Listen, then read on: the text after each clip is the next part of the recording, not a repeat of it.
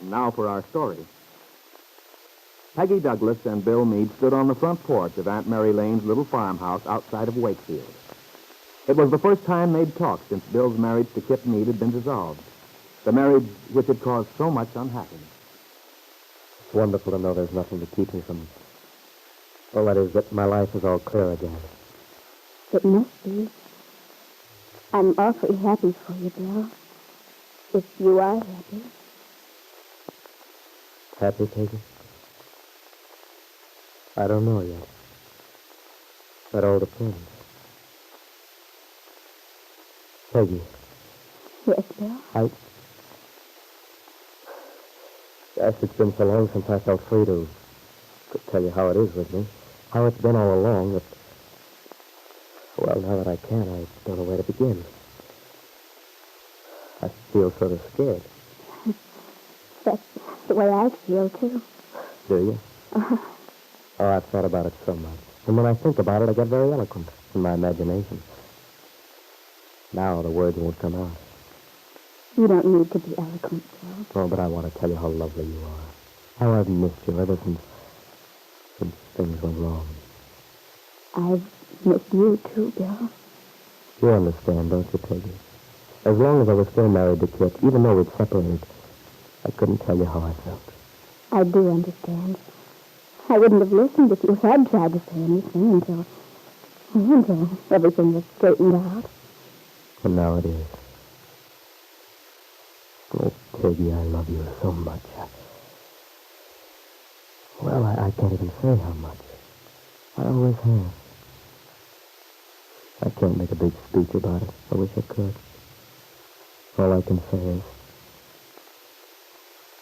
I love you. I love you. Oh, if only I could be sure what I want to say is right. How familiar it sounds. Like that night so long ago, before all the mix-ups, before Kitt came home, when Bill and I were so happy. Yet even then I was afraid.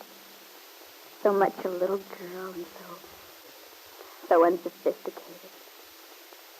I was trembling, I remember. It was a night very much like tonight. Moonlight, only warmer. It was summer.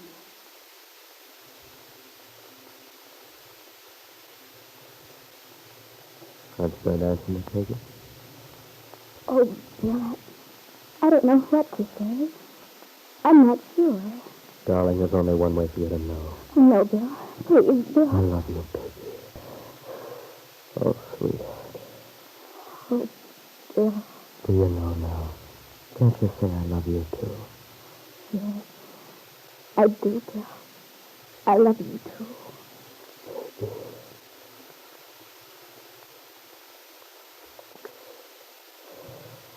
Sweetheart, you're trembling. Are you afraid?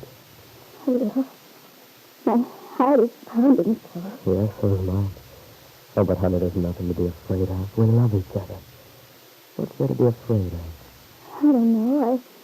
Didn't you want this to happen? Yes, I did, but I've never kissed a boy before. Oh, you sweet kid. So now you're never going to kiss another one. You're mine. Oh, Bill. Happy? I've never been so happy, Bill. Oh, Peggy, it's going to be like this forever. Just the two of us. Now we have something that nobody can ever take away from us. If we don't let them. Peggy, promise me you'll never let them. I promise. Oh, Bill, I suppose it's different with a man. But for a girl, this is the moment she always dreams of. The moment when she tells a boy that she loves him. And she never knows what it'll be like. I've tried to imagine, but I couldn't. That's why I was afraid, I guess. The feeling so strange, so new, almost like being born. You're so alive, so... I know. But it isn't any different with men. I feel like... Well, I feel like I have to hold you in my arms and Peggy. Bill, I love you. Bill, I love you. Now, I knew then I could never say that to anyone else. Bill, is it right? Can we go back? Can I ever feel the same again? Oh, I don't know. So much has happened. I'm afraid now. Almost the same as I was afraid that night. Peggy, aren't you going to say anything? Bill, No, Peggy, don't.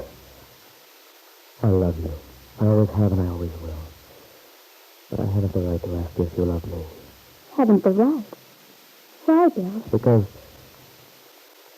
Peggy, I know it seems that I'm free. I have my divorce. The baby's been given to Kitt. I'm sorry about that, Bill. I know how much your son means to you. And yet... Yeah. Oh, Peggy, I can't stand thinking what'll happen to him if he's brought up in the Calvert house, under the influence of Ben Calvert. I know, Bill, it is hard.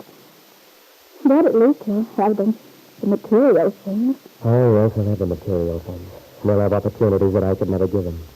Perhaps someday he'll even be rich. But is that what counts? Peggy, I've thought about this thing, though sometimes I think I'll go crazy. I've talked to Aunt Mary, to David Bowman, and Peggy, I still think I'm right. I can't let Kitt keep that boy if there's any way that I can prevent it. And I'm going to try. I don't know how, but I'm going to keep trying until I know there's no hope. Well, now you know why I'm not free. Not really. You mean that there's still a possibility that you may get custody of the baby after all? Yes. Oh, I know that it isn't much of a possibility. I can't even think of what it might be. But there's always that chance, no matter how small. The chance that someday the boy may be mine. And if that should happen... I see. It means that if that should happen, and you and I were married, then I'd have to raise Kitt's child. Yes, Peggy. That's why I wouldn't let you answer. It wouldn't be fair. Unless you do love me that much. Peggy? Could you? Oh, Peggy. Oh, Bill, why did you have to come here tonight? Why couldn't you have let me alone? All right. That's your answer, Peggy? Bill, I don't know. How could I? Kid's child. No matter how much I wanted to. Oh, I feel like a criminal even thinking that an innocent little baby could stand between us.